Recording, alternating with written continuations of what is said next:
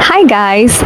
अगर आप कौन से न्यू रिलेशनशिप में जाना चाहते हो या फिर आपने कभी डेट ही नहीं किया और आप बेसिकली एक रिलेशनशिप में एंटर करना चाहते हो, तो आपको ऐसे क्या रूल्स आपके माइंड में रखने हैं वो मैं आज आपको बताऊंगी।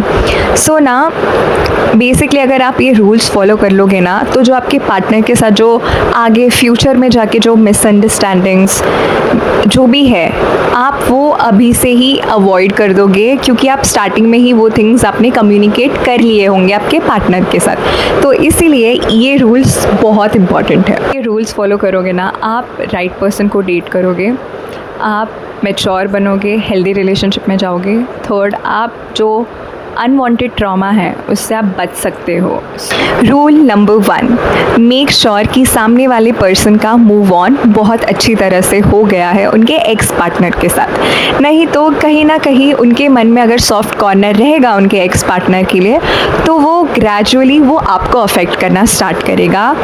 अगर आपको ये देखना है कि सामने वाले पर्सन का उनके एक्स के साथ मूव ऑन हुआ है या नहीं, आप पहले चेक कर लो उनके बिहेवियर, उनके एक्शन से आप फिगर आउट कर लोगे कि उनका ब्रेकअप के बाद वाला मूव ऑन हुआ है या नहीं। जस्ट सी द एक्शंस, क्योंकि अगर उनके मन में थोड़ा भी सॉफ्ट कॉर्नर होगा तो वो आपको अफेक्ट करेगा।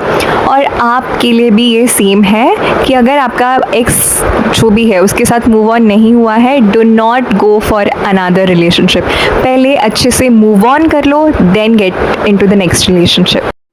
And the point number 2 is the non-negotiables.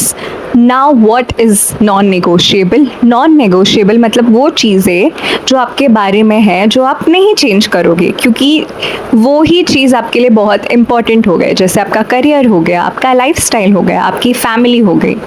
ये सारी चीज़ आप नेगोशिएट नहीं करोगे, आप खुद के बारे में चेंज नहीं करोगे। आपके हॉबीज़, आपके लाइकिंग्स जो भी है, तो आपको एक पेज ले लेना है, उसमें लेफ्ट साइड में ऐसे लिख लेना है कि ये सब मुझे करना पसंद है, जो मैं खुद के बारे में चेंज नहीं करूँगी। और ऐसा ट्रस्ट भी होना चाहिए कि सामने वाला पर्सन को भी पता हो और आपको भी पता हो कि आप चीट नहीं करोगे।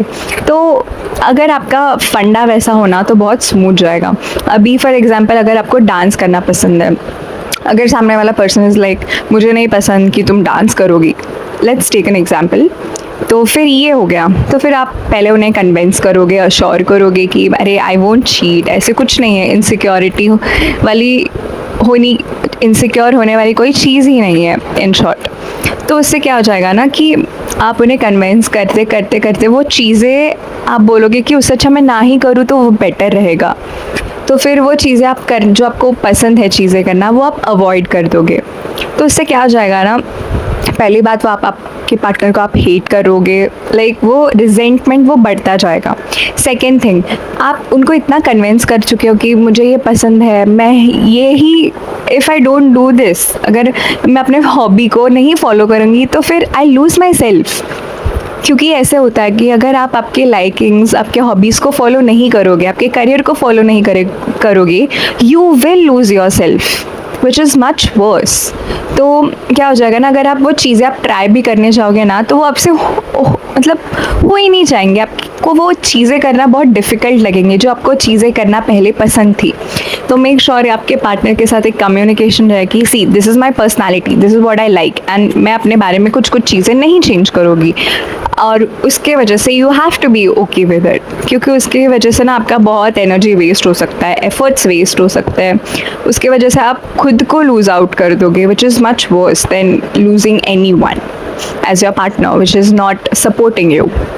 And the rule number 3 is how they treat you during the arguments. अगर arguments के टाइम सामने वाला पर्सन कुछ टेंडेंसीज रखता है, जैसे एंगर इश्यूज़ में आके कुछ भी बोल दे, या फिर आप जहाँ खड़े हो आपकी बाजू वाली दीवार को पंच कर दे, आपको ना ऐसे सिचुएशन में पहले तो कम्युनिकेट करना है। अगर आपको लगता है कि ये पर्सन थोड़ा चेंज हो सकता है, बट अगर आपको लगता है कि नहीं, दिस इज़ मच वर्स, तो आपको डायरेक्ट निकल जाना है। क्योंकि क्या होता है ना, आप खुद को आप ट्रॉमा से बाहर निकाल रहे हो, इन शॉर्ट आप खुद को ट्रॉमा से बचा रहे हो। क्योंकि देखो, कौन सा भी रिलेशनशिप हो उसमें आर्ग्यूमेंट्स होनी ही होनी है, ऐसा कोई भी रिलेशनशिप नहीं है जिसमें आर्ग्यूमेंट्स नहीं होंगे, but how they treat you during this argument is much important than how they treat you when they are in a good mood. क्या हो जाता है ना कि अगर आप कॉन्स्टेंटली, अगर आप वो एंजाइटी वाले फील में होंगे जब आप रिलेशनशिप में कुछ आर्ग्यूमेंट हो जाए, तो it is going to cost you your mental peace, your know physically भी आपको बहुत प्रॉब्लम्स आ जाएंगे, आपको खाना नहीं जाएगा, आपका एपेटाइट कम हो जाएगा, उसकी वजह से बहुत फिज़िकल चेंजेस और मेंटल चेंजेस हो जाएंगे। So you need a partner जो आर्ग्यूमेंट्स के टाइम भी काम हो और वो बोले कि see baby, even in arguments I am not gonna leave you, ऐसा टाइप का अश्योरेंस होना चाहिए। अश्योरेंस, इतना ट्रस्ट चाहिए कि वो बंदा या बंदी मुझे छोड़ के नहीं जाएगी। Like when you call them, कभी भी they are going to be there for you even during the arguments. कोई ऐसा चाहिए कि आर्ग्यूमेंट के टाइम मुंह फुला के ना बैठे, बस when you really need them they are going to be there for you. So this is what is more important. Point number 4 is date someone honest. अभी क्या हो जाएगा, अगर कोई पर्सन है वो स्टार्टिंग में छोटे छोटे लाइज बोल देगा, जैसे I don't drink, I don't have an x, I don't have past relationships, छोटे छोटे मिस्टेक्स या फिर जो भी है, they will start hiding it. तो ऐसे पर्सन को आपको डेट नहीं करना, क्योंकि ये ना आपको स्टार्टिंग में लग रहा है कि ये छोटे चीज़ों के लिए झूठ बोल रहा है, बट क्या हो जाता है ना, ये बंदा इतना पावरफुल हो सकता है, विद इन 3 to 4 months आपको पता चलेगा ये बंदा कितना तगड़े झूठ छुपा के बैठ रहा है। तो it is always preferable to date someone who is honest. ऐसा जिसको डेट करो ना कि वो डे 1 से ऑनेस्ट हो, नॉट फ्रॉम डे 5, डे 1 से वो आपके साथ सच है, आपके साथ ऑनेस्ट है, क्योंकि उसे पता है कि मैं जो भी बोलूँगा ना, he is honest with you from day 1, क्योंकि उसे पता है कि अगर मैं बताऊंगा कि this is who I am, तो she is going to love me for who I am. तो उसकी वजह से आपके पास एक डिसीजन आता है वो पर्सन की सच्चाई पता चलने के बाद, either you want to stay with them और यू डोंट। तो फिर आपके बीच में वो कुछ ऐसे कॉन्फ्लिक्ट या फिर कुछ ऐसे रिजेंटमेंट नहीं रहता, ऐसे टेंशन नहीं रहता। उसकी वजह से रिलेशनशिप बहुत स्मूथली जाता है, which is like a magical formula. And point number 5 is going to be, are you growing into this relationship? Are you feeling कि आपकी ग्रोथ हो रही है, आपके करियर वाइज, आपके जॉब वाइज, आपके रिलेशनशिप जो आपके फैमिली के साथ है वो भी अच्छे हो रहे हैं, आपका बेसिकली आपका स्किन ग्लो कर रहा है, विच इज़ मोर इम्पॉर्टेंट। कि आप हेल्दी रिलेशनशिप में हो जाओगे तो आपका ओवरऑल भी आपका सब ग्रो करेगा। तो ऐसे देखो कि जो डेट करोगे वो पर्सन को, उसके साथ रह के क्या आपकी ग्रोथ हो रही है, क्या आपको ऐसा लग रहा है कि आप लाइफ में आगे बढ़ रहे हो, या फिर आपको बस लगता है कि अरे इसके साथ बस झगड़े होते हैं, मेंटल पीस ख़राब हो जाता है।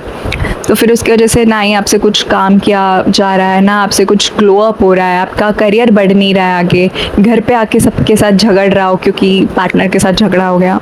तो you have to like be conscious, you have to be aware कि क्या मैं इस पर्सन के साथ रहती हूँ या फिर रहता हूँ तब मेरा लाइफ ग्रो कर रहा है कि नहीं, क्योंकि ये एक एलिमेंट है। अगर आप इग्नोर करोगे तो 5-10 साल के बाद आपको समझेगा कि छोटे छोटे आर्ग्यूमेंट्स की वजह से मैं कहीं लाइफ में ग्रो नहीं कर पाई, क्योंकि मैं अपनी एनर्जी रॉन्ग चीज़ों पे लगा रही थी, wrong situations, wrong arguments, wrong लोगों के साथ लगा रही थी।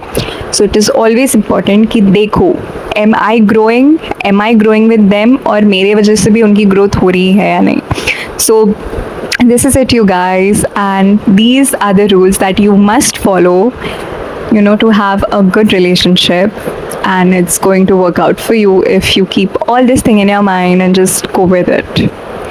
Everyone makes mistake, but just be conscious, be aware, कौन सा red flag दिखे तो make sure you either communicate, और कम्युनिकेशन से आपको लग रहा है नहीं हो सकता कुछ change, just get out of this relationship. आप ना खुद को फेवर कर रहे हो, आप खुद को ट्रॉमा लेने से बचा रहे हो। See you guys in the next video, bye.